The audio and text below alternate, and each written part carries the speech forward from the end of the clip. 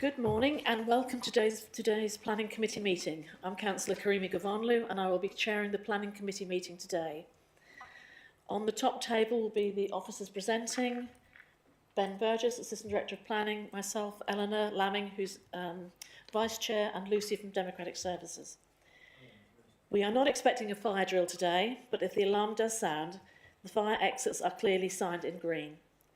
This meeting is being live streamed. Members of the public are welcome to film proceedings as long as they are not disruptive to the conduct of the meeting. If anyone wishes to film and record this meeting, please identify yourselves now. Thank you. Please can you ensure all your mobile phones and electronic devices are turned to silent. Councillors, please do not use your mobile phone whilst the committee is in session. We will have comfort breaks at various times throughout the meeting. If you must use your mobile, then please leave the room. However, you will appreciate that this could result in you not being able to vote on the matter under discussion at the time you leave the room. The order of business is set out on the agenda. Members of the public can only speak if prior arrangements have been made, in accordance with the Council's scheme of public speaking. The time allocated is a maximum of 5 minutes per speaker. Only people who have registered to speak will be able to address the committee. The order will be as follows. The planning officer will present the application. Public speakers will then be asked to present their case, followed by questions from members of the committee to clarify something the speaker has said and not to invite the speaker to put further points across. The order of public speaking is Parish Town Council first, followed by objectors and finally supporters. Council members who are not members of this committee will then be invited to speak for the allocated time of a maximum of 5 minutes per speaker. This again will be followed by questions from members of the committee. Again, these questions will only be to clarify something the speaker has said and not to invite the speaker to put further points across. The committee will then discuss and determine the application. Finally, there is no provision for members of the public to circulate documents, photographs, etc. at the meeting. Are there any questions before I open the meeting? No, thank you. We'll open the meeting. Any declarations of interest, please? Nigel.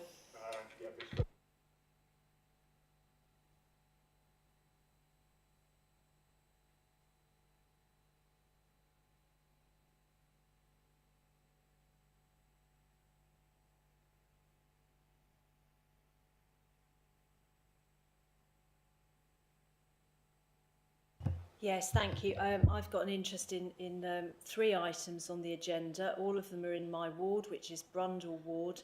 That's item 4C on the agenda, land north east of Winterton Way. I've made comments which are in the papers, but I will not be speaking. I will leave the room. Item 4D on the agenda, which is also land north of Winterton Way, and the same applies. I've made comments and I will leave the room and will not be speaking. And item 4F on the agenda, 10 Laurel Drive. I have made comments on this application and have registered to speak. Thank you, Anna. Are there any apologies? Yes, Chair, we have apologies from Councillor Orber and Councillor Copplestone, and we have Councillor Clancy as Councillor Copplestone's substitute. I'd just like to confirm the minutes of the meeting on the 29th of January. Is everybody happy with those minutes? Have you read them? Yeah. Oh, thank you. Could I just ask, it says 9 o'clock AM for the start. Did you start at 9 o'clock or 9:30? Okay, thank you. Okay, we'll go to the first application, which is in Blowfield, and we have Peter Kerrison, who is presenting. Just in time, Vivian.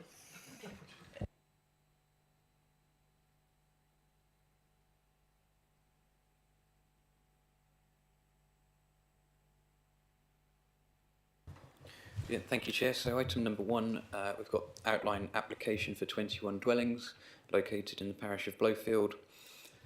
I'll run through the context of the site before going through the assessment points on it. So it's land south of Newstead Gardens, which is this road in here, which in turn is south of the Yarmouth Road. You've got the golf course further south of that. To the west, you've got a care home and further residential dwellings. and further residential to the east as well. The site is located outside of the development boundary of Blowfield. Development boundary is highlighted in orange on here. Is almost adjacent to it, but is adjacent to other residential development that is also outside of the development boundary in this instance. Looking on the satellite image, you can see it's currently open ground in the centre. You've got the rear residential gardens up at the top. The southern boundary is a mature hedgerow, and there is mature hedges and trees to the east and to the west of the site as well. There are views to the south across the river valley, which I'll highlight in the photos coming forward as well.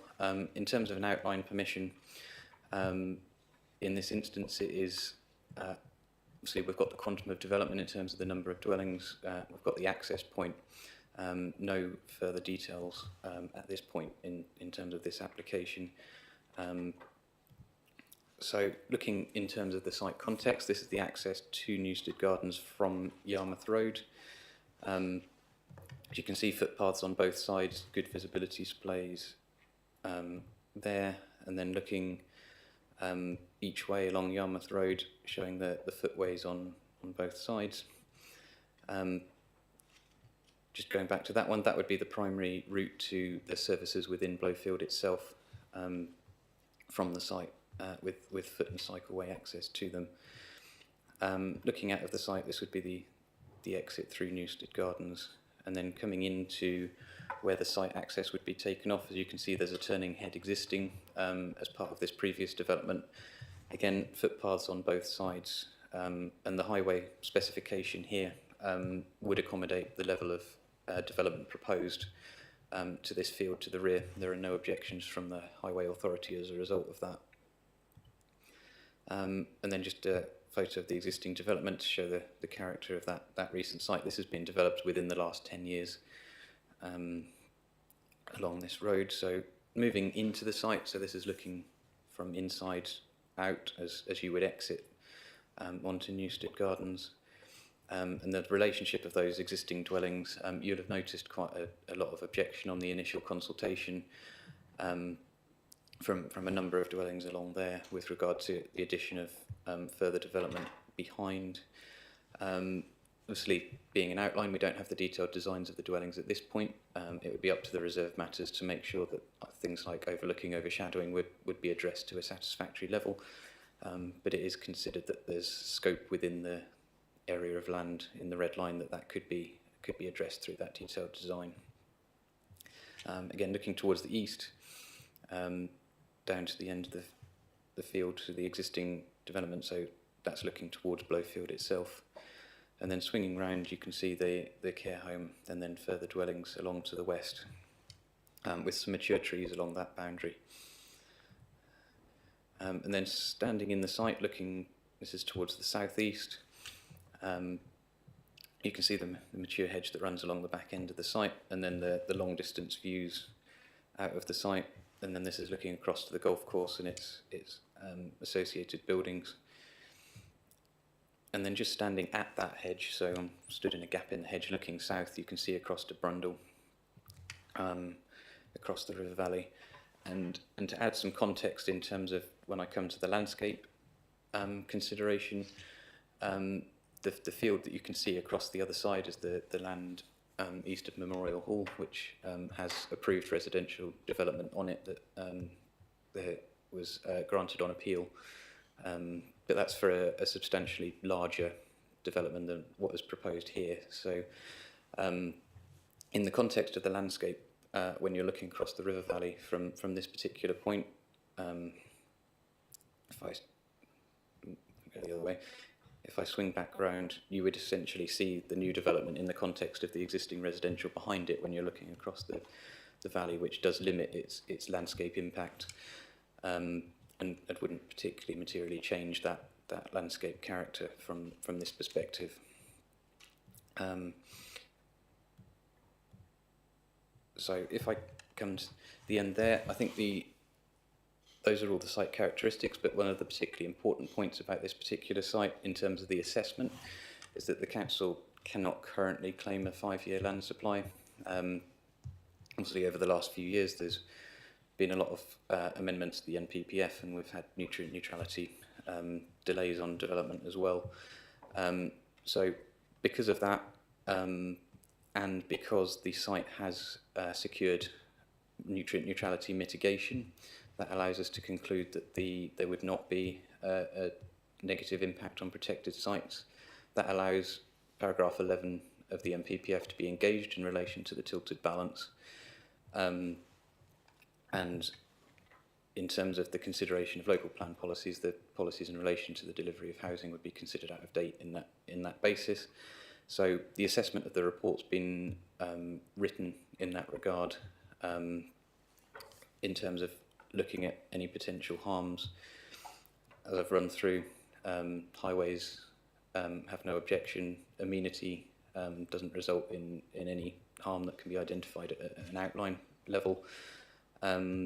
Landscape-wise, very minimal impact, if any, in terms of the wider landscape.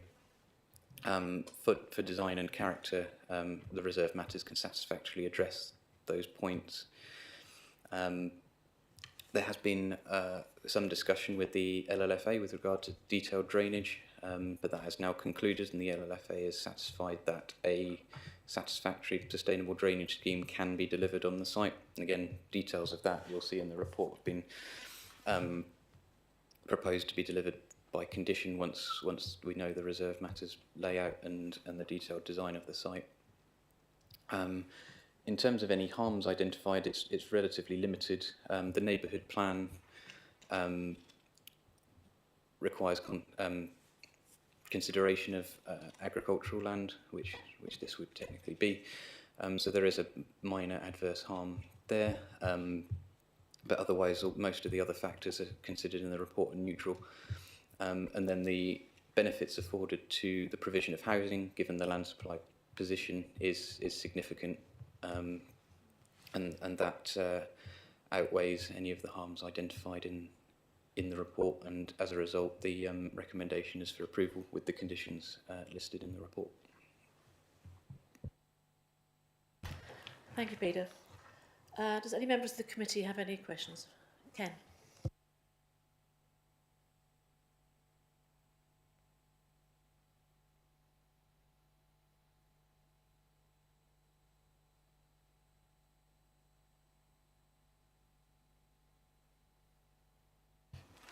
Yes, so the applicant has secured credits from Norfolk Environmental Credits, so that there's a process still to go through on that, hence why it's written the way it is in the report.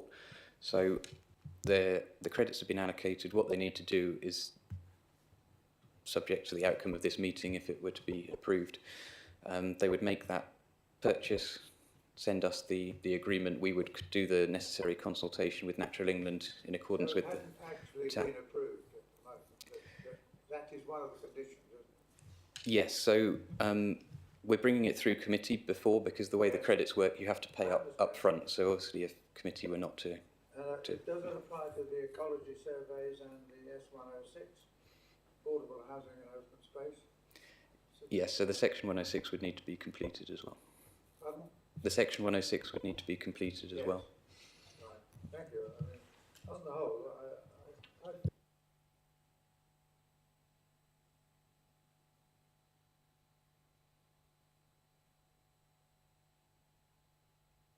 Is anybody else? No? Okay, thank you, Peter. We don't have any objectors, so we'll go straight to supporters. We have a Jack Pointer. Would you like to come to the front, please, Mr. Pointer?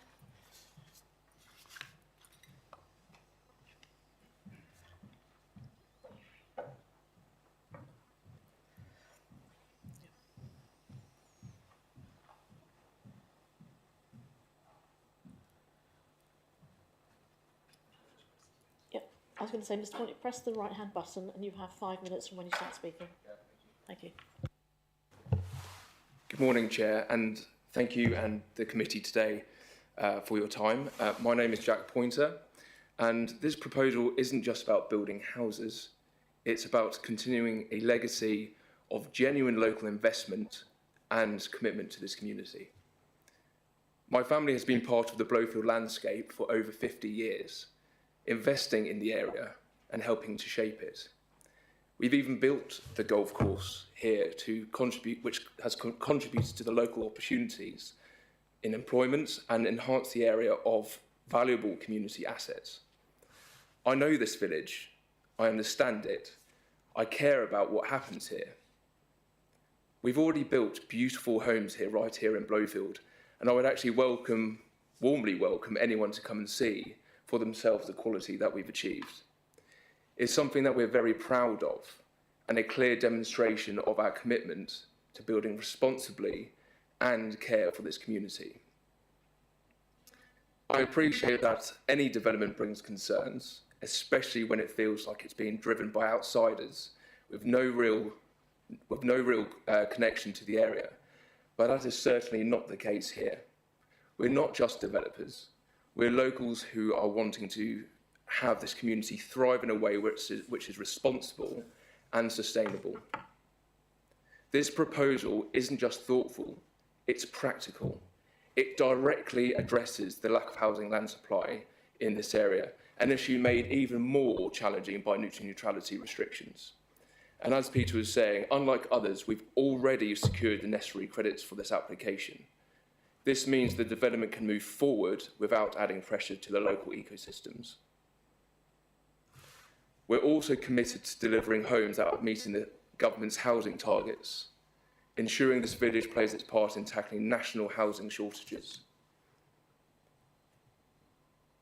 We are proposing quality houses that are accessible to all levels of the market, giving everyone a fair opportunity to benefit from this development. And let me be clear, this isn't about land banking or waiting for a better market like other developers who have, which we've seen in the local area. If approved, we're ready to start as soon as possible. We're not here to delay, we're here to build, move forward, and bring real lasting benefits to this area. I thank you again for your time and consideration, and I really do hope you'll see this application for what it truly is, a responsible, deliverable and locally driven project that respects both the community and its future. Thank you. Thank you, Mr. White. Just wait, stay there a minute. Does the committee have any comments they wish to make to Mr. Pointer or any questions? I'd like to thank you for the presentation, and I certainly support.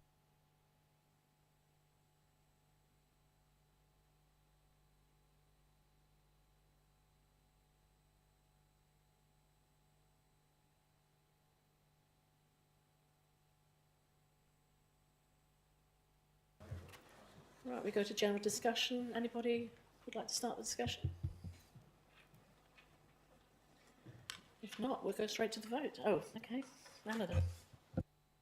Yeah, there's just a point I'd like to make. I noticed that the parish council raised issues about highways, but highways have said that improvements are not required in this particular case. But just for the future, really, looking at this whole area, I think we need to look at the situation with the development coming on and off Yarmouth Road. So we've just had an EV charging station and cafe approved in December 2024 on the north side of the road. We've got a large housing development constructed by Norfolk Homes that's going up at the moment on the south side of the road. And we've also got the new Brundle Sports Hub. Currently the speed limit on Yarmouth Road is 40 miles an hour. And I am concerned about that. I know there's going to be a shared footway and cycleway put in part of the way as part of one of the planning applications, but I still think that 40 miles an hour is going to be too excessive in the future for this stretch of road, and I'd like to see in the future it reduced to 30 miles an hour. So I'm just thinking about the whole strategic development in this area, but I don't think that it would be appropriate to ask for that in this particular case, but I think it's appropriate to look at what's going on in terms of development in the whole area. Thank you. Okay. Ask Ben to come back on that, please. Yeah, just to raise, because I think it's a really good point. As development increases in an area and as an area becomes more urbanised, then often a thing called a traffic regulation order will come into place, a TRO. Sometimes that's as a result of development if it extends out further into the countryside. Other times it would have to be something that the county council brings forward themselves. So what I'm going to say in a long-winded way is we'll take that away to have a discussion with the county council to see if there's any movement in that.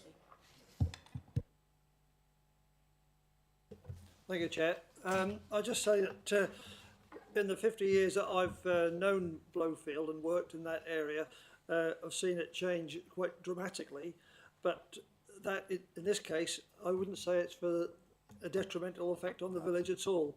Blowfield is still a very attractive place to live, and I commend this scheme also for the fact that we are hitting, or they are intending to hit the target of a third of affordable housing. So Yeah. I'd commend the scheme. Thank you.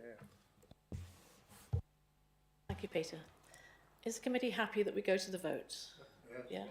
Okay, recommendation is delegated authority to approve with conditions subject to nutrient mitigation, updated ecology surveys and a S106 to secure affordable housing and open space.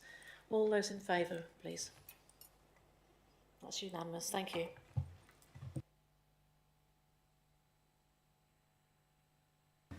Mr. Pointer, you may leave if you wish, or you can stay for the whole morning.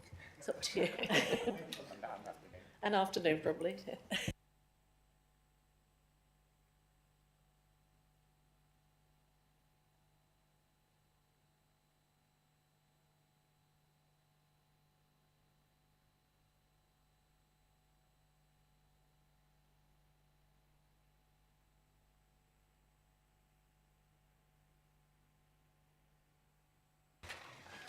Right, second application is land east of Manor Road, Newton St Faiths, and we have Tim Barker presenting. Tim, if you'd like to go ahead. Okay, thank you.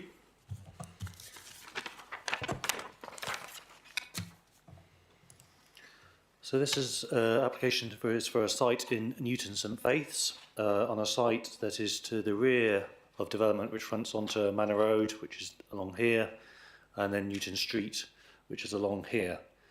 It is proposed to build 50 dwellings on the site, 30 which would be affordable units and 20 for the open market, with the site to be accessed from Manor Road, which is here.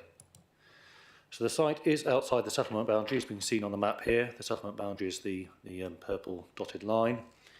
It is also not allocated for residential development. The land to the south is here, which, as we can see, as we shall see, has now been built out. Policy 7.4 of the Greater Norwich Local Plan does allow for sites outside of settlement boundaries to be developed for affordable housing, or affordable housing-led development, although the proposal does set a limit on the number of dwellings in settlements such as this to be a maximum of 15 dwellings. So you'll see aerial view of the site here. You can see the site consists of a number of small fields with well-vegetated boundaries. You will also see that the allocation to the south here, you can see it has been built out now. Then other things to note to the north here is the village recreation area. And then further south you've got the St Faith's Centre, Community Centre and more recreation facilities there. And also if you notice here you've got a listed building to the east of the site. The site has been subject to two previous applications, one of which was dismissed at appeal, and then a later application which was approved. Turn first to the scheme which was dismissed at appeal. This was for 64 dwellings, access from the same position onto Manor Road here. The scheme was largely for market housing, with affordable housing only to be provided at the policy requirement of 33%. The scheme was dismissed, with the inspector concluding that the scheme would erode the rural character on the setting of that listed building to the east, and also due to the scale of the development proposed. It should be noted that at the time of this decision, the development to the south had not been built out. So following the dismissal of that appeal, a further application was submitted for 19 dwellings, with affordable housing proposed well above policy compliant. This was proposed at 57%. As you can see, the scheme had a much lower density, and also involved no new development, no residential development in the eastern portion of the site. Access again was from Manor Road, and outline approval was granted following resolution to approve by members in 2021. So this is the scheme, the indicative scheme for the 50 dwellings now proposed. Affordable housing is now proposed at 60%. The scheme meets an identified need for affordable housing and is supported by the Council's Housing Enabling Officer to do that. The scheme also does, again, retain the eastern portion of the site as open space, retaining also this existing vegetation boundary of hedging between the proposed open space and the area of proposed housing. Now I'll take you through some photos of the site. So this is the access from Manor Road, as it currently is, where the access will go. Then looking back from within the site to Manor Road, whilst the access does pass between these two houses, these two existing dwellings, the inspector was clear in their conclusions on the scheme for 64 dwellings that they did not consider the additional activity from use of the access to result in an unacceptable impact on the living conditions of these properties. Moving through the site, so this is in the store I mentioned, the western portion of the site where they're sort of a bit near the access, looking south here to that newly developed allocation, and then looking north to the houses onto Newton Street and on the corner of Manor Road. And then we go into the sort of the main area, where the main part of the housing is to be proposed, again looking to the north with the houses on Newton Street there. And then to the south with the newly built allocation, Crown Meadow Way and Post Mill Close. And then going into the sort of the most eastern bit of where housing is proposed. You can see the houses of Crown Meadow Way again there, which the site wraps around here. And then looking back to Newton Street. So this is the most easterly part where housing are proposed, and then behind this hedging, which is to be retained here, is where the open space would lie behind that field to be retained for open spaces behind that hedgerow there. Moving to outside of the site. So this is on the view, the access track to the listed building. So you can see here, this is the site would be behind this hedging, and given this in the land which is the field to be retained for the open space, the development will be largely hidden from views from this track, and indeed the Council's Senior Heritage and Design Officer has concluded that there would not be an adverse impact on the setting of this listed building. It's also worth mentioning that, as noted earlier, the dwellings in the Crown Meadow Way estate, which you can see here, are visible now from that track. They did not exist at the time the inspector assessed the impact of the 64 dwellings. So this is a view from within Crown Meadow Way. So the site would be behind where it wraps around the Crown Meadow estate, behind those. And then looking from the access down to the south of Manor Road, they've got the two bus stops labelled here. Actually, the nearest bus stops are immediately where this photo is almost taken. So you've got bus stops along here, and then you can see the footway which heads south. You can see the St Faith Centre on the right, and the footway carries on beyond that to the services at the school and the services within Horsham St Faith's. This is the access onto. This shows from the access to the link to the A140, and this has been a source of some concern locally with the proximity of the proposed access to the junction there. Some works are proposed to adjust the alignment of the road here in the junction to address this. Norfolk County Council's Highways Officer has now said there's no objection to this access arrangement. And it should also be noted that the access arrangement is the same in terms of its proximity to that distance as we saw earlier for the approved scheme, and also on the refused scheme for the 64 dwellings where the inspector considered that the access was acceptable. As such, it is not considered that there are any grounds to refuse the application on highway safety grounds. Concerns have also been raised about drainage. This has been subject to much negotiation with the lead local flood authority. The initial scheme relied on on-site infiltration, but this was subsequently found to be impractical due to high groundwater levels on the site. As such, the scheme now relies on a scheme where surface water is held at the attenuation basin within the open space area, and then drained through this drain here, which goes down and then connects to a water course to the south of the site. The lead local flood authority are now satisfied that what is proposed can lead to satisfactory drainage of the site, although final details will need to be secured once the detailed layout is known at the reserve matters stage. It is recognised that a number of concerns have been raised about the impact on neighbouring properties from the new dwellings. Whilst noting that this is an outline scheme in which the final details of the siting, design and scale of dwellings would be assessed at the reserve matters stage, it is important to establish that this quantum of development can be achieved without having an unacceptable impact on existing properties. In this case, revisions to dwelling types and their alignment have resulted in a scheme that we think could be delivered without having an unacceptable impact on existing residential properties. In terms of the overall scale of development, it is recognised that there are concerns about services. However, we have no specific objection from the County Council in regard to education capacity or the NHS in regard to surgery provision.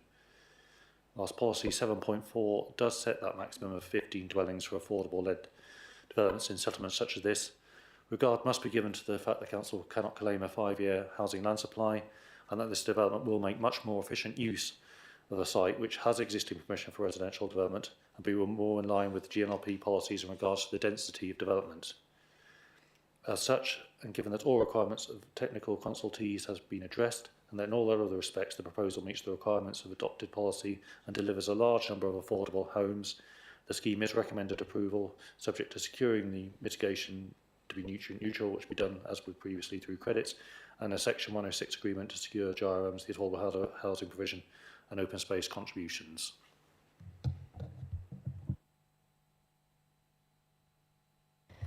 Thank you, Peter.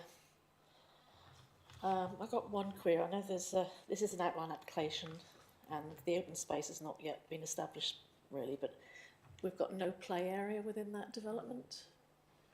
Can you clarify on that, please? There is in this case, there is the recreation area here. So the one option, I mean, this can be obviously settled to some extent at the reserve matters because you could provide a player within the site, but another option is to provide contributions to that recreation area, which is very close proximity to the site. So those two options are available. Okay, it would be nice to see some sort of for smaller children really, I think. It's quite a large development and to have no play equipment there. Well, that can be provided through the okay. reserve matters, the Right, detailed thank you. layout. Committee got any comments, please? Stuart? Yeah, thank you, Chairman. Just for confirmation, can you just clarify? I appreciate the site has an existing consent, which will obviously, in my view, impact on this. What was just confirm what was the existing consent for, please? I know you did say it, but I didn't make a note, to be fair. Yes, for 19 dwellings. Thank you. Thank you, Chair. Yeah, I'm just a little surprised that Highways were satisfied with the access from the site, and certainly with the proximity of the access onto the A140 and onto I know the locality of quite a sharp bend that goes away at the top of the picture and away to the right. I can just see that.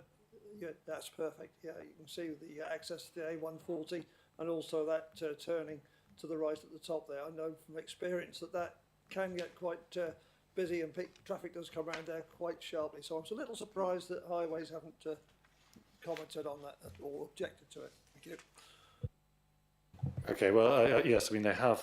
I mean, what I would say about the corner, I mean, it's a very sharp corner to the north. So I would, by the time traffic has got round, there is a bit of distance. But I do, obviously understand there is concern about that junction. But there are improvements to propose, and the Highway Authority have said that is acceptable, and they think that will work safely. If there's no other comments, I will call. Am I allowed to make a comment, please? When you have your 5 minutes, yes. Oh, okay. I thought it'd be relevant now to ask what actually you predict would be the vehicle situation, i.e. how many cars, vans, whatever, would be coming out of that junction. That's not something we can consider. That's not planning. That's up to Highways, I'm afraid. Okay. And they're a statutory consultee, which we have to take their their word for what they say. Anybody else for the officer, please? No? Okay, thank you, Peter. Mr. Cushing, you have your chance to speak now. If you'd like to come up to the front, please. If possible, could you just flip back onto the proposed development, please? Yep. I know we're not supposed to make anything personal, but a property here, would you consider that to be considerate? Would anyone consider that So to be can considerate? Can you please sit down and have your 5 minutes? Thank you. Your 5 minutes will start from when you've pressed the right-hand button. Thank you. Right, good morning, everybody. I've got 5 points here. Hopefully, they'll be good points.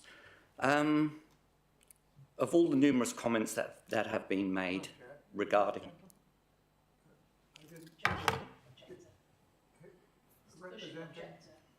Representing just himself? Yes.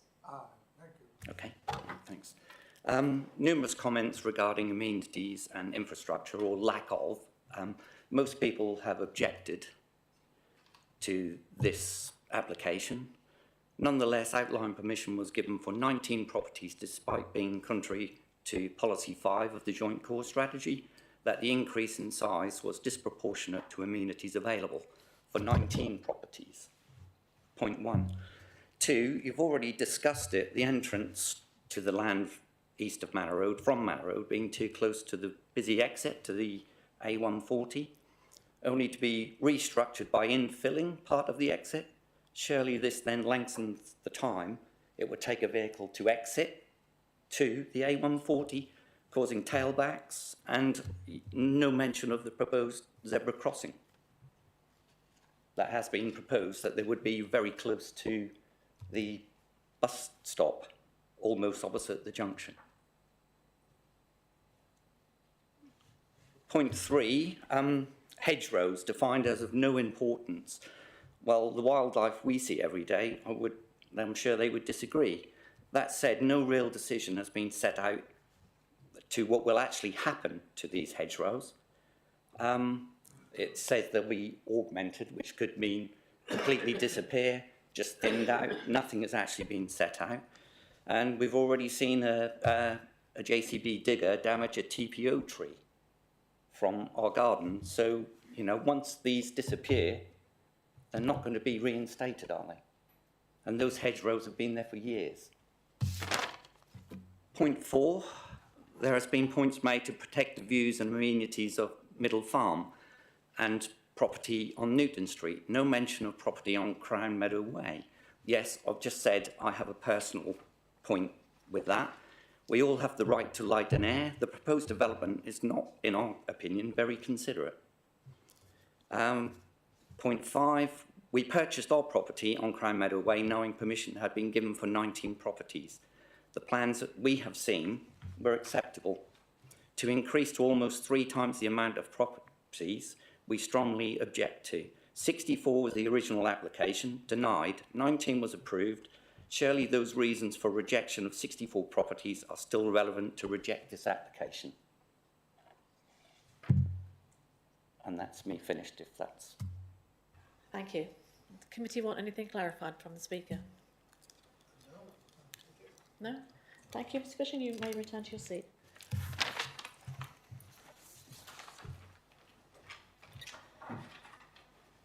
I would like to call John Jennings.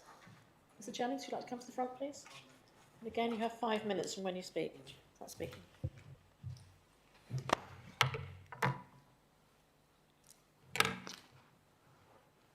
Do I need to press the button? Okay. Thank you. First, I'd like to take this opportunity to thank you for allowing me to address you in support of my client's application at Manor Road, Newton's Faith.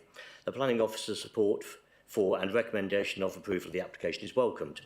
The applicant, as the planning officer said, has worked with the council and lead local authority to agree an appropriate drainage strategy, and the applicant will secure credits to address the issue of nutrient neutrality.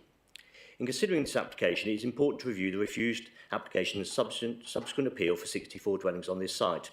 This appeal was ultimately dismissed on heritage grounds, with the inspector concluding the proposal would not have an adverse effect on highways, residential amenity, nor flood risk and drainage.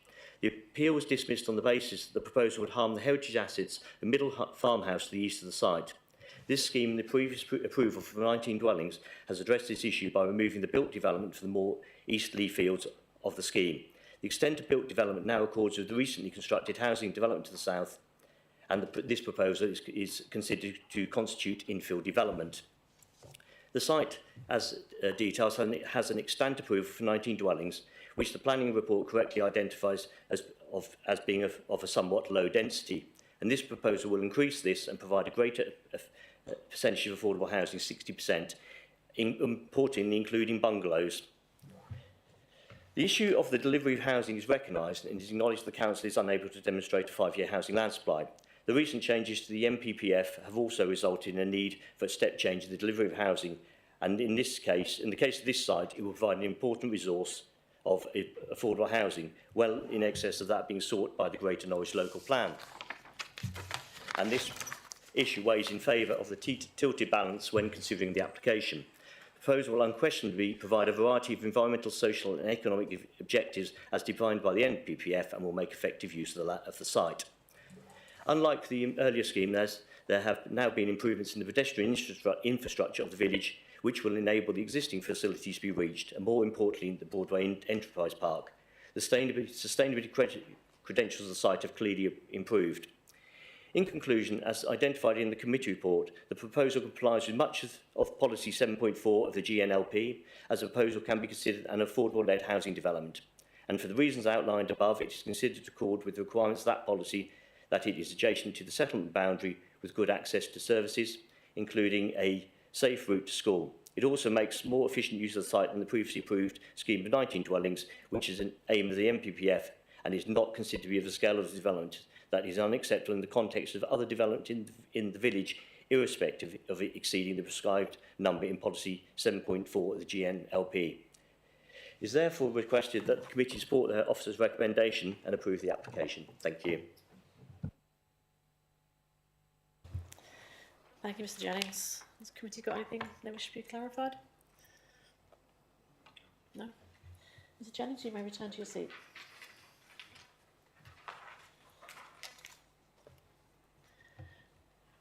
We do have Councillor Holland here. Did you wish to speak on this one, Councillor Holland? Yeah, would you like to come to the front, please?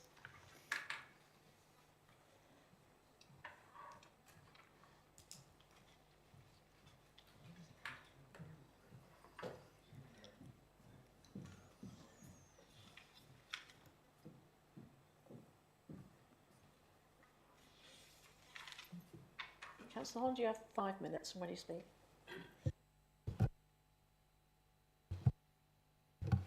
Morning, colleagues. Yes, I'm partly here because Councillor Roper also has put in an objection on behalf of both of us, actually.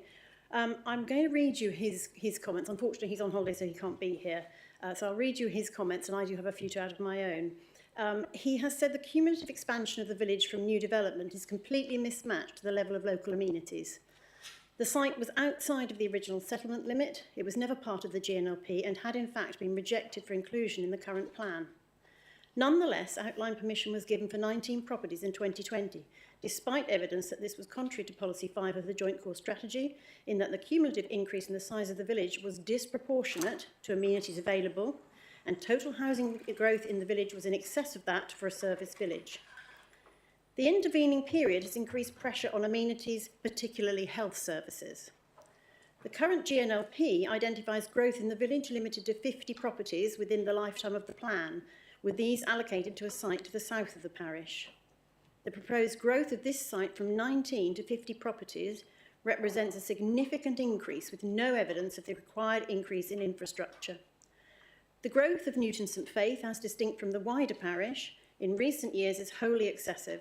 Newton St Faith was an area of around 150 properties, of which 50 were mobile homes. This has already been expanded by 69 with the Crown Meadow development, so an additional 50 would mean a near doubling within a very short period. The site is outside the settlement limit. The application is put forward as a rural exception site, but these are defined as a small site. This cannot apply to a development of 50 homes, 20 of which are market properties. While there is an identified need within the district, the parish of Horsham and New St Faiths is in the top 2 for proportion of affordable housing and has already delivered 1 rural exception site in recent years. I'd like to add my own comments regarding the traffic issues, because I think what we can see clearly from the plan here, it is very close to that junction. It is very close, and there is a danger that you're going to have, I mean, for 19 properties, that may be acceptable. For 50 properties, I would argue that you are going to get significantly more traffic coming in and out of there. I would also argue that the size of the plots is much smaller, so it's much more concentrated development. I think it's actually out of keeping in general with the village in its entirety. So I would object on those grounds alone. I would also point out, although we don't have a 5-year land supply, that is a very close thing. It's come in since the last few months of the new government, because they have changed their NPPF. We are not far outside of that, even with those changes. So actually, we have a very small number of which we do not meet this target. I do think that the issues outweigh the merits of this case, and I would hope you would take those on board. Thank you very much. Thank you, Councillor Holland. Anybody have any comments for Councillor Holland? No? Thank you. May return to your seat. We'll go to general discussion. Who would like to start? Eleanor. Thank you, Chair. I find it difficult to see new developments such as this on the outskirts of rural village areas in Broadland. I have to admit, I do find it difficult. Undoubtedly, developments such as this do put pressure on local areas and their local amenities. It does have an impact on the surrounding environment, habitats, wildlife, hedgerows. They've all been mentioned in the comments. There are a substantial number of comments here. But my understanding is that, as was mentioned by Councillor Holland, we are in a difficult situation. The government is putting pressure on us to increase our housing numbers in the district. We are currently in a situation where we cannot demonstrate 5 years of deliverable sites. There are positives to this development, certainly huge social benefit in that it will deliver 30 affordable homes, and there are other benefits which have been mentioned. So although I find it difficult, I feel I do have to support this application. Thank you. Anybody else? Bevan. I do have a concern regarding the access and the proximity of A140, but the highway have no objection. So in that base, I just would like to support the application. Thank you.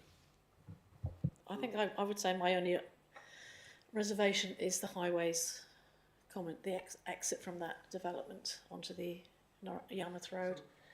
I'm sorry, you've had your turn. I'm sorry, you've had your say. I can't have people interrupting the meeting. Thank you. Stuart. Yeah, I think, pardon me, I think there is some question marks on the local infrastructure. I think there's some question marks as regards the housing, the healthcare, the schooling, and the density of the site, especially also the local allocation. The local allocation is 50, and I believe this application is for 50 houses, yeah. So I think, you know, in my view, I think it's very, very finely balanced, because there is a existing precedent for development being set, in so much as there's an application been approved for 19 properties. I do think that the points which have been raised are relevant as regards local infrastructure, as regards the expansion of the village, as regards the development boundary, etc., etc. I think they are very, very relevant.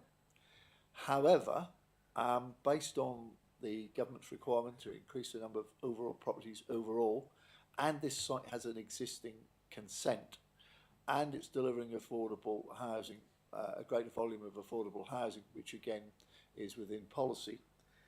I think on balance, reluctantly, I think, you know, this site should be approved. I take on board again the issues as regards the highways, because it is going to bring more traffic out onto the A140. I mean, I know that area reasonably well. I've got some friends who live in St Faiths. And I think that is going to be an issue. But realistically, there is some modifications as regards to highway access. But in reality, that isn't going to make that much difference to the number of vehicles access and egress in the village via that route onto the A140. So I think, in my honest opinion, I think it is very, very finely balanced, because also looking at the 50 allocation, this one site will effectively take up that complete allocation. So if somebody else has got arguably a small plot, a couple of plots or whatever in the area, want an additional 1, 2 or 3 houses, they're going to start somewhat disadvantaged. So I think it's finely balanced. Thank you, Stuart.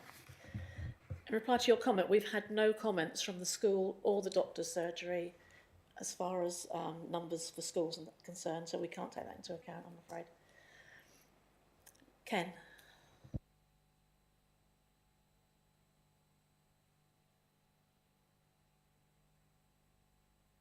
Ken, can you put your microphone on, please? Oh, yeah, it is now. It is very fine balanced, and I really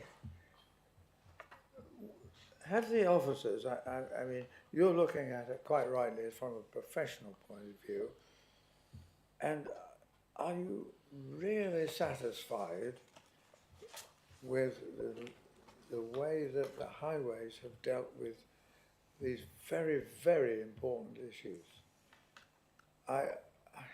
It's difficult for me to take it all in, really, but the officers seem to be speaking quite positively about the highways result, and I would just like to know if Ben could help me to get over this very fine balance that I share with Stuart, because it looks to me on paper pretty serious, but on the other hand, you know, highways looked at it differently. Yeah. Yeah, certainly, Councillor Leggett. So I'm not going to do the usual thing I do, which is go, all highways have said it's okay, but that's ultimately what I'll come round to, but I'll give you the background a bit more on that. Let's take the point that they've already had an approval for 19 dwellings. Now, don't be wrong, 19 to 50 is an increase, but the Highways Authority have looked at the highway safety of that junction. Now, yes, more cars might lead to more stacking up of cars, but that's not necessarily a highway safety issue. It might just slow down the traffic in that instance.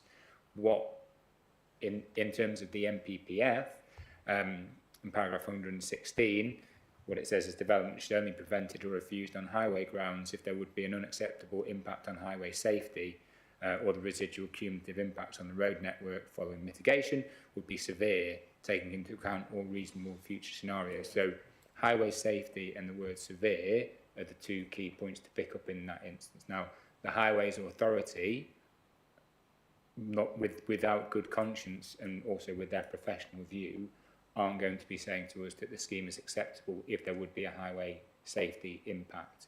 It's for them to confirm to us, and Tim, myself as the head of planning as well, we're not highways experts. We're not experts in nutrient neutrality, not experts in all sorts of matters, but we rely on professionals who are to give us the advice, and we have clear correspondence from the Highways Authority, both for the 19 home scheme, let's remember that one, and now for this one that says there's no objections to the scheme on a highway safety perspective. So yes, I am satisfied that we have a scheme that's acceptable from a highway safety perspective.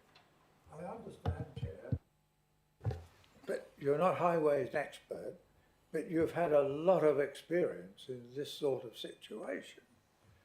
And with those objections that clearly outlined, I was, you know, okay, I've listened to what you say, and you've summed it up by saying that, you know, you accept the fact that the highways do not see the extra 100 vehicles involved, or however many it was, as not going to really alter the situation. And presumably the officer feels the same way. I'm speaking for Tim, but yes, because we're recommending approval, so it's our view, our collective view as officers, that it's an acceptable scheme. The point that I was just going to touch on is probably worth picking up in terms of, and I've lost my train of thought, which is unhelpful, but in terms of just continue, I suppose, that response to it. The point I'd make is that we've had a scheme that's gone through, and I'm reiterating it, but I'm adding an extra point slightly. We've gone through a point with highways officers before with the original scheme, they're not objecting. We've gone through an appeal situation as well, where the scheme was dismissed at appeal, but there was no highway safety issues raised by the inspector. So I feel very comfortable with what we've got in front of us.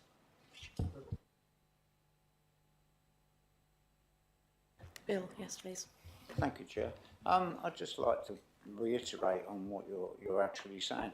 I see a problem the other way from highways is that cars coming off the A140, are cars going to be able to see them coming around that corner before they move out? So I look on it as a highway safety problem. I'm just going to, sorry, Tim was going to jump in, but I'm going to answer for him. We've got, if you're coming off an A140, say you're coming from north to south and you come in and you're going to turn right or left into the road there, you've got really good visibility. You've got clear visibility left and right, north and south. So yes, because you should be waiting at the junction before you turn that corner. Yeah. If you don't, that's your issue. Yeah. But I can see that the gap, the viewing of the access is going to be very, very short for a car coming round that corner.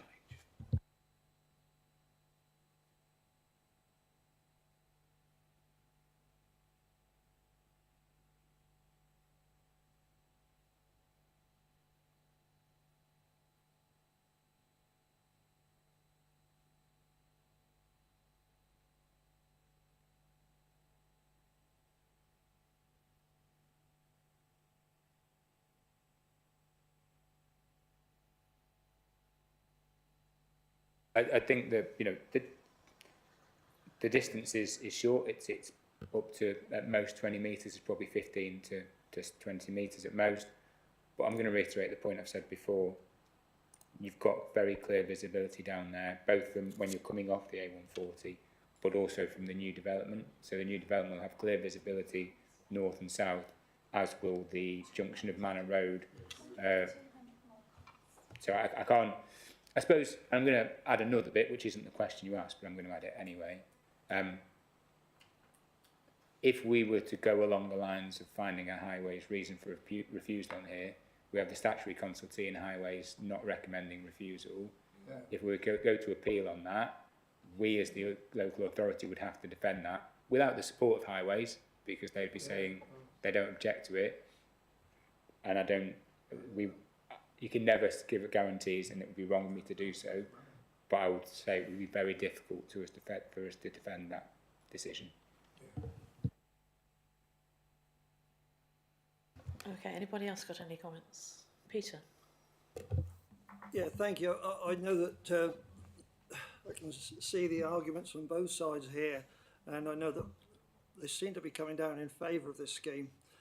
But to think that it was originally approved for 19 after 64 had been refused, and now we're going at 50. And seeing the objections of groups like the CPRE and also the NCC Local Flood Authority seem to have issues with it as well as Natural England. And also hearing local representations, as I stated previously, I've got my concerns about the access to and from the A140 and the bend in the village. Also, I know that we all know that village is used a lot and can get very busy at times of funeral services as well. And the parking on there, I know that's not necessarily going to impact on this scheme, but I just think that this is overdevelopment. If they'd gone with 19 as they had originally stated, fine. 50, in my opinion, it's a no. Thank you. I think we've got to remember this is an outline planning. consideration. Details can be changed. It is for 50, 30 are affordable, which we are always pushing for more affordable housing in the area. If anybody else has got any comments now, are we able to go to the vote? Are you all happy to go to the vote? Mm-hmm. Yeah? Okay, all those in favour of the scheme, please raise your hand.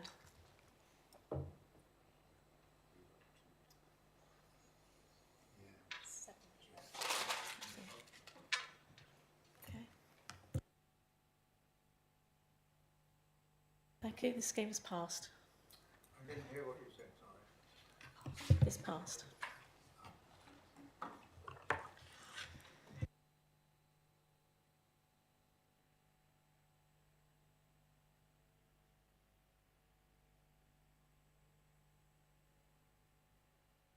The next application, please. I'll leave. You're leaving, yeah.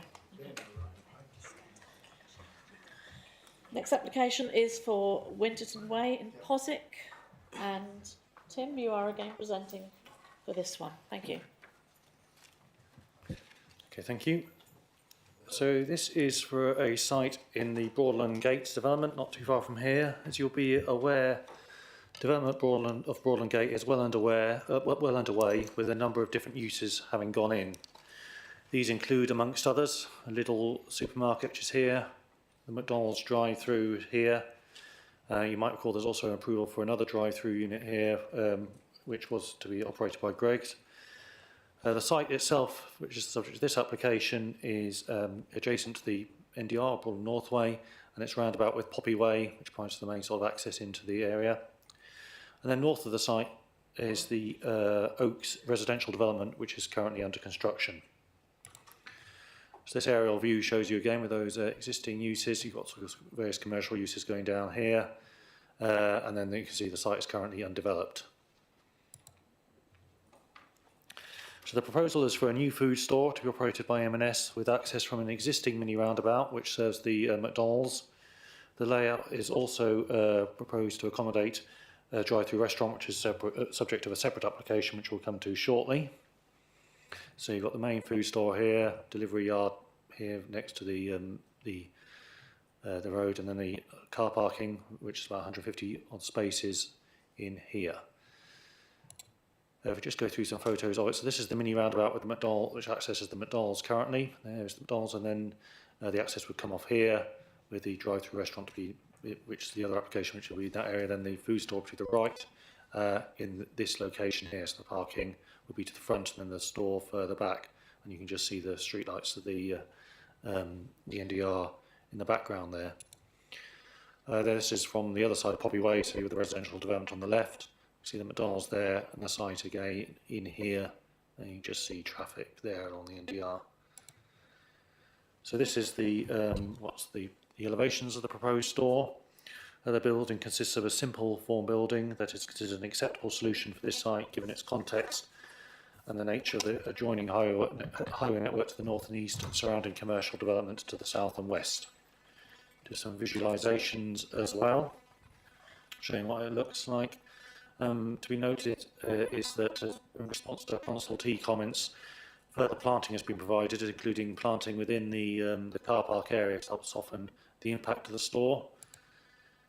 Again, you can see the store here. This is from more the southwest corner of the site.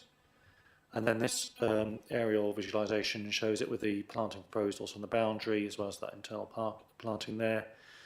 And then you can see the store again with the NDR to the background, Poppy Way here, the existing McDonald's here. So therefore consider that the proposed development can, so we're satisfied with the planting now proposed that the visual impact is acceptable, and it's considered that the proposed development can be accommodated on the site. Whilst the original policy did not allow for further convenience retail, there have been significant changes in the viability of the uses since the adoption of that policy, particularly in regard to changes in the office market, given changed working patterns. There's also clearly precedent for allowing such uses with the little store that has been allowed and is operating close by. When taking this into account, the employment benefits and other benefits of the scheme, it's considered an appropriate use given the surrounding context and therefore is recommended for approval. Thank you, Tim. Any members of the committee got any comments? Peter, please, first. Thank you. Your Poppy Way on one side there was a residential development. What provisions have we got for safe access? I know for residents from Poppy Way across to this site, because obviously I can see it being used an awful lot. And I don't want there to be a pedestrian crossing too close to that roundabout, because people will come round it fairly fast. So perhaps you could just clarify what we've got there. Thank you. Yeah, so if we go back to the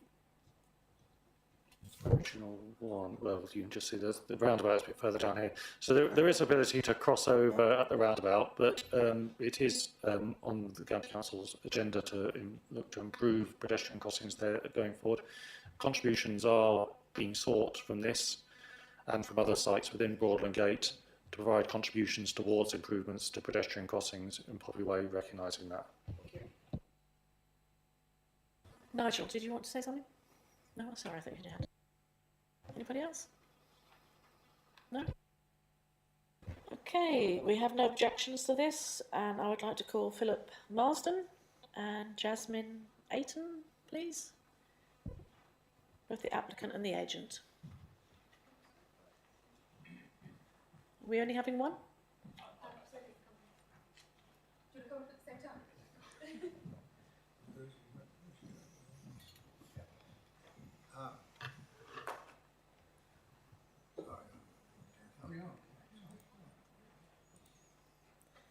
If you both wish to speak, you have 5 minutes each, or one of you. Press the right-hand button, and then you have 5 minutes from when you start. Good morning. My name is Jasmine Ayton, and I am speaking on behalf of PDC Engineering, the agents on this application. Whilst we appreciate that the proposal deviates from the allocation of what is traditionally regarded as an employment use under the business use classes and exceeds the allowance of A1 development permitted at Broadland Gate under the outline permission, we feel that the allocation and outline permission are outdated. Since these have been in place, there has been a significant shift to home working, and therefore the demand in the business premises has declined.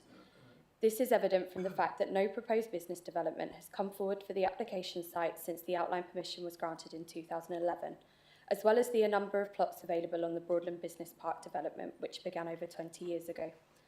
It should also be noted that whilst the proposal does not fall under what is regarded as employment or business use, approximately 64 employment positions are anticipated as part of the development, which is far greater than what we would expect to see on a typical business class development per square metre, particularly on B8 storage and distribution proposals. As planned by the Growth Triangle Area Action Plan, residential and business development has boomed in this area, yet supporting services for these have not increased at the same rate. Within a kilometre of the site, 479 dwellings have been constructed or proposed in the last 7 years, and a further 600 dwellings have undergone EIA screening recently, with land allocated for residential development under the Growth Triangle Area Action Plan. As well as potential employment positions for local residents, the proposed development would provide food retail provision for residents of the new housing as well as workers on the business parks. Whilst it is appreciated that there is a Lidl nearby, this is the only option at present for food retail, and it's important to offer consumers with choice.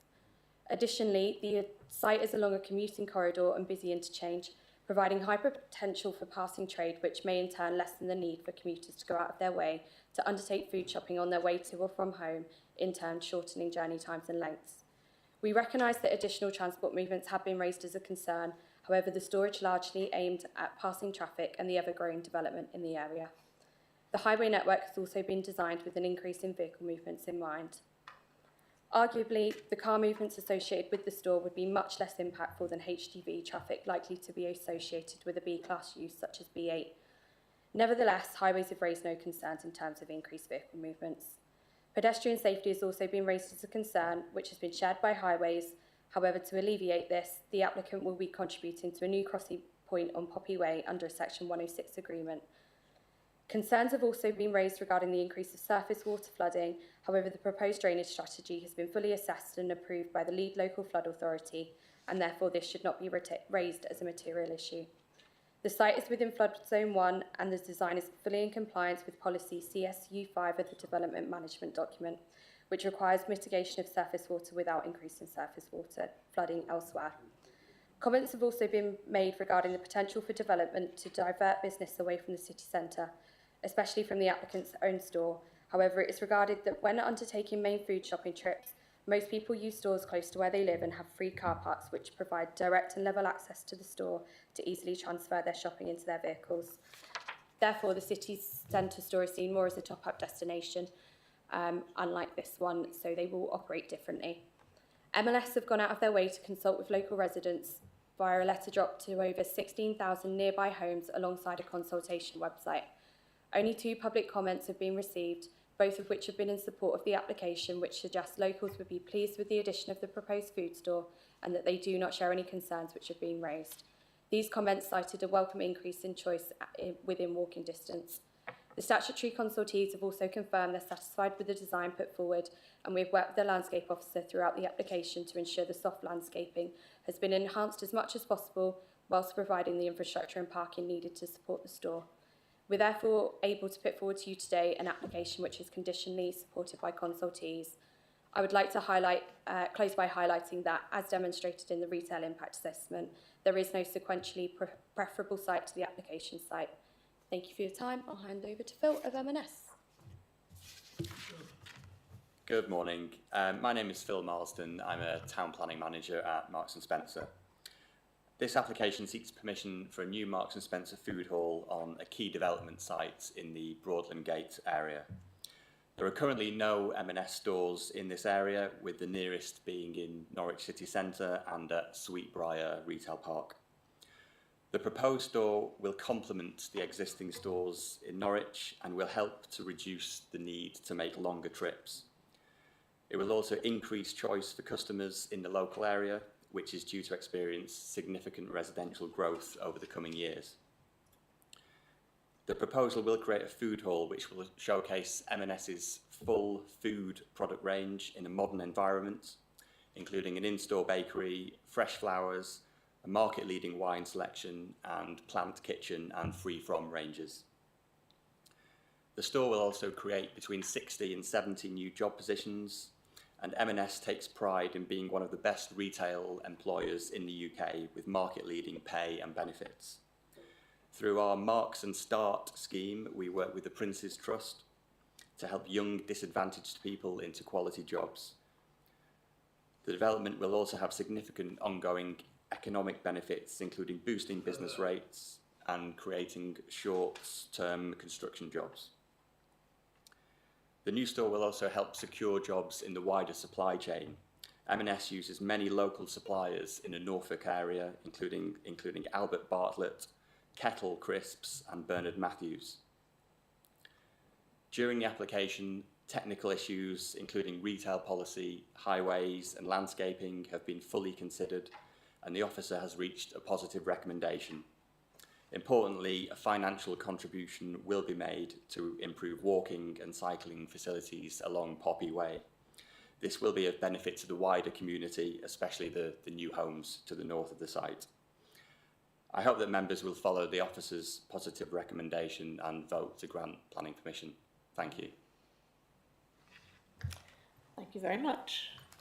I think on a personal note, I'm very happy this is coming to committee, having worked for them for 18 years. Anybody got any comments for the... Stuart, please. Yeah. Yeah, thank you, Chairman.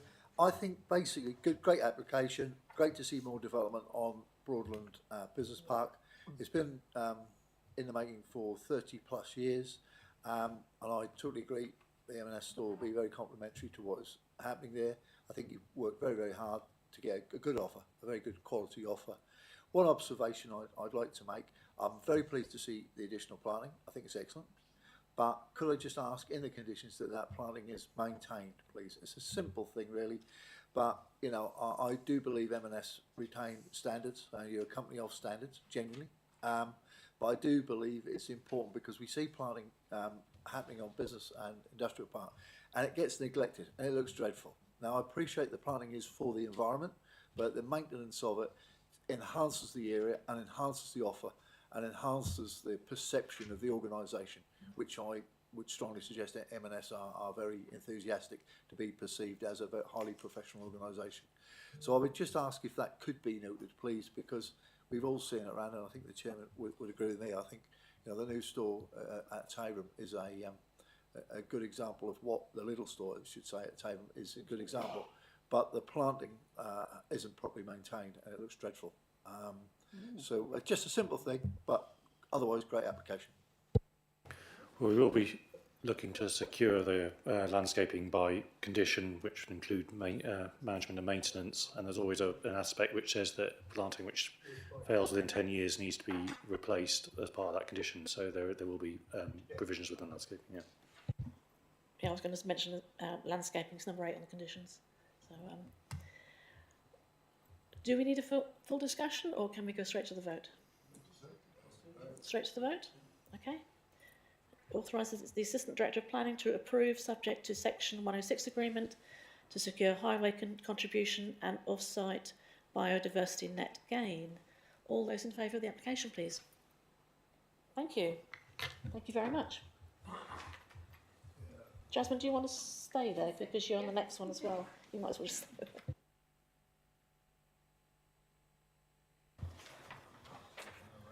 Right. Next application is POSIC. Yes. Way. So Tim, would you like to the continue? other aspect of the wider site that you've just seen. So again, you've seen where the site is with the McDonald's there and the residential development to the north. This is the proposal for the drive-through element on that wider scheme, as proposed to be operated by Popeyes, and you can see here that you remember the access coming off the mini roundabout into the M&S store to be there, and then what you've got is the parking area with the drive-through store here and the drive-through circulation lane there.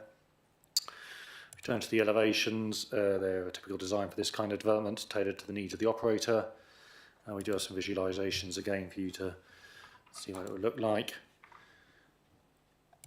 And then you'll recognise this one from previously, which shows how it will sit in with the existing and the other proposed development. As with the food store, it is considered that this proposed development can be accommodated on the site, and for similar reasons in respect of the, how this site has evolved and things, it is considered an appropriate use given the surrounding context and is recommended for approval. Thank you. Any comments? No? Thank you. Peter? Yeah, so the only access is going to be through M&S, is that correct? That's correct, yes. So we'll just go through, yes, on there, that road which would come in, and then it would branch off there, yeah. With pedestrian and cycle access, I should say, coming in here, and then also feeding off there. Okay, thank you. Jasmine, would you like to have your 5 minutes? Sure.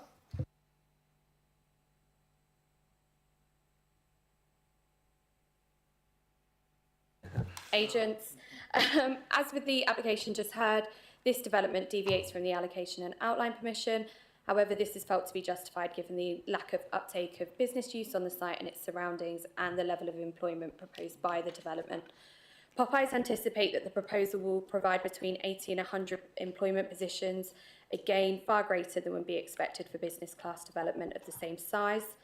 Again, with the expansion of residential developments and business growth in the area, supporting services have not grown at the same rate.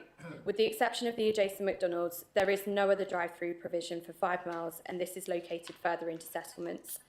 The drive-through will complement the existing adjacent McDonald's, which is already very busy, providing customers with choice. The restaurants can work in coalescence when attracting groups of customers to the site who may choose to visit both. Often multiple food stores and other types of retailers are developed near to each other to provide ease of choice for customers, as seen at other developments in and around Norwich, such as that at Thickthorne and Longwater. By locating stores nearby to each other, impacts, particularly on the highway network, are reduced by facilitating customers to fulfil their requirements in one location. Whilst customers will travel to the site to visit the proposed store, a high percentage of customers may already be at the site visiting the other retail developments such as Lidl, Screwfix and Toolstation. A high percentage of the footfall is also expected to come from the surrounding business development on both Broadland Gate and Broadland Business Park and passing trade from the NDR. Concerns have been raised regarding the potential to remove trade from the city centre. However, a drive-through is more suited to a location such as this one along a busy commuter route. It is expected that the drive-through will operate differently to city centre restaurants, which people tend to visit whilst already in the city or travel to purposefully to socialise. With regards to pedestrian safety, this development will also contribute to the proposed crossing point on Poppy Way under a Section 106 agreement. This will improve connectivity to the residential development to the north, and the highways officer is satisfied that this will alleviate any concerns.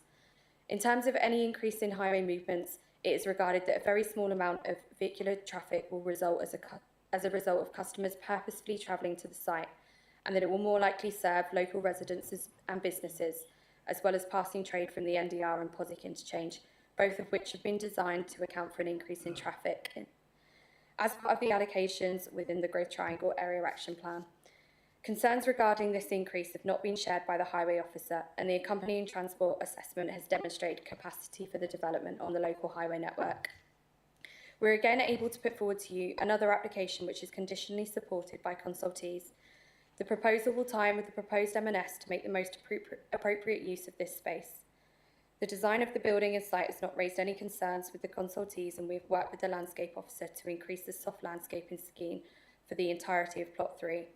And again, the retail impact assessment found that there are no other sequentially preferable sites than this one.